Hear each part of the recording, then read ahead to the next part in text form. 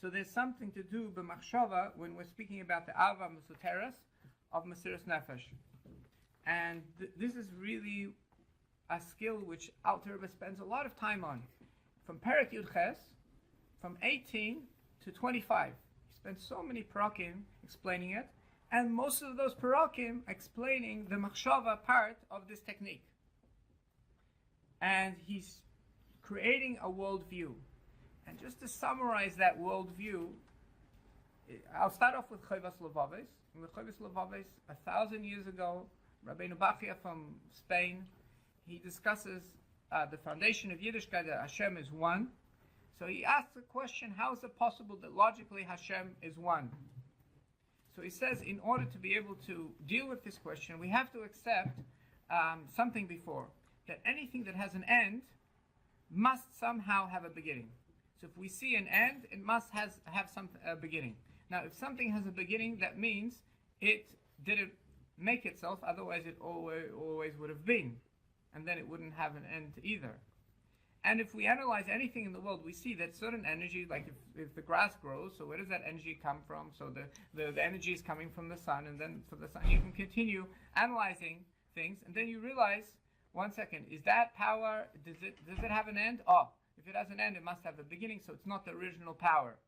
Eventually you have to get to a point where you have to get to an original source which cannot have an end, and therefore doesn't have a beginning, and that's the original source of everything. Now, he says, but why can't that original source, maybe it's two, like matter and energy or something like that. He doesn't mention matter and energy, but maybe that original source is two. So he says, okay, so how do we differentiate between energy number one and energy number two? There must be some definition where you say this is different to this. At that point where you say this is different to that, that's already an end.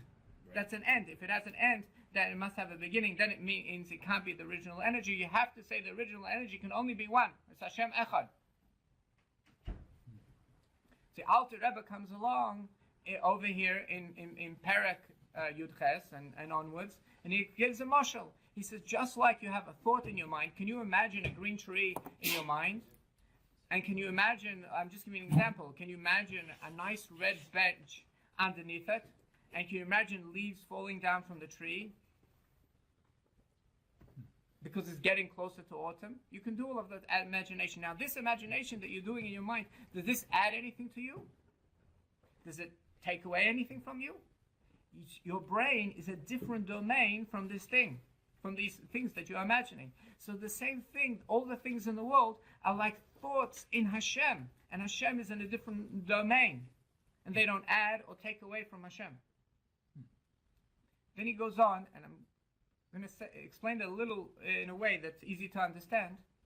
Every person has a ideal world. Probably remember when you were a child, there was some teacher that you just couldn't learn from that teacher. Because there's something that happened and you kicked that teacher out of your ideal world and the relationship didn't work and you found it really difficult to learn from that teacher anymore. Or you perhaps not have kids and that they had difficulty with a certain person in school.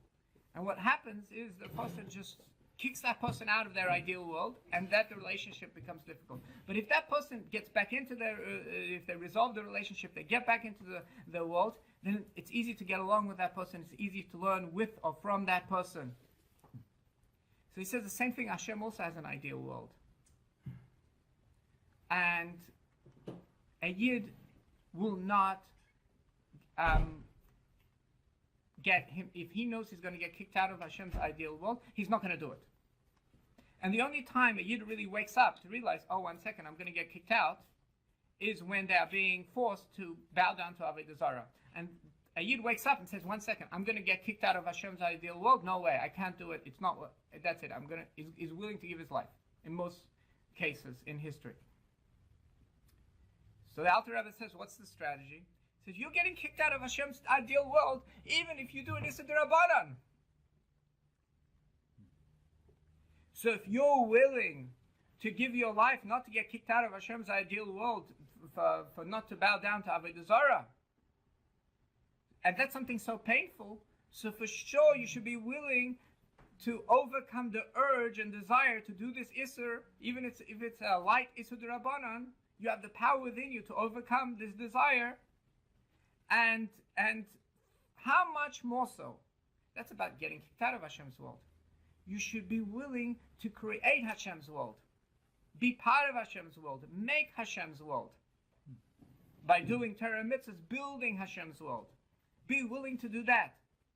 And that's the Yosim Alibay that it's actually printed on the top of page Lamed Beis of Tanya. And he starts off at the bottom of the previous page, and it's like 11 and a half lines.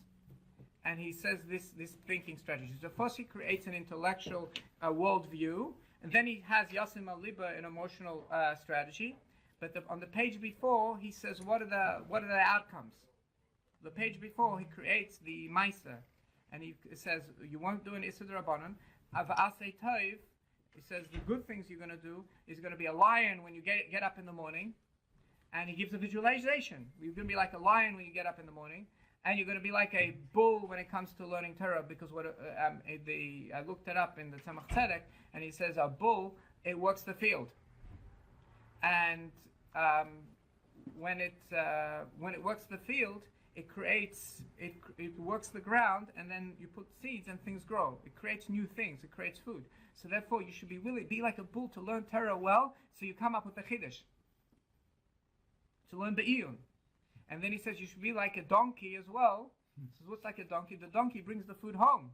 Because that's girsa, that's repeating over what you learned. That you shouldn't forget what you learned, because you come up with the chiddush, but if you don't repeat what you learn, you're not going to take it home. It's going to rot in the field.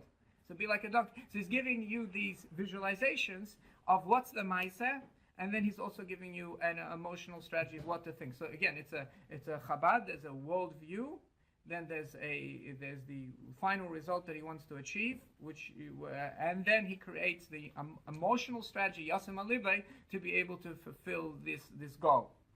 And the question is, how often to be effective? I asked my 14-year-old daughter, how often do you think this needs to be done? So she says, maybe once a month. I said, not even to be motivated, not even to do like a small Issa D'Rabbanan. Then she said, no, more than once a day. So I said, you're right, because the end of the chapter, the Alter Rebbe says, it's really not my strategy, it's Moshe Rabbeinu's strategy, and it's twice a day, Krishma. So he seems to be implying that this strategy is something to think about before saying Krishma in the morning and night, and that way you're going to remember the whole day. At the end of the chapter, it says, well, you really need to remember the whole day. But the time to do the strategy would be right before Krishma. So this box over here in page 7 on the top, we had the Yasin Lalibe. The Omer Lalibe for that type of, for this one is actually Perik Yudaled, because over there he says to his heart, any Reitz Elias Russia, that belongs in this strategy, just happens to be in Perik Yudaled. And the tzir, the visualization is to be like the lion when getting up in the morning, to be like the bull, and to be like the donkey. And he says and then he actually says this is for get up in the morning, learning Torah, davening, and giving tzedakah. So he covers everything in Parak Chav Hey.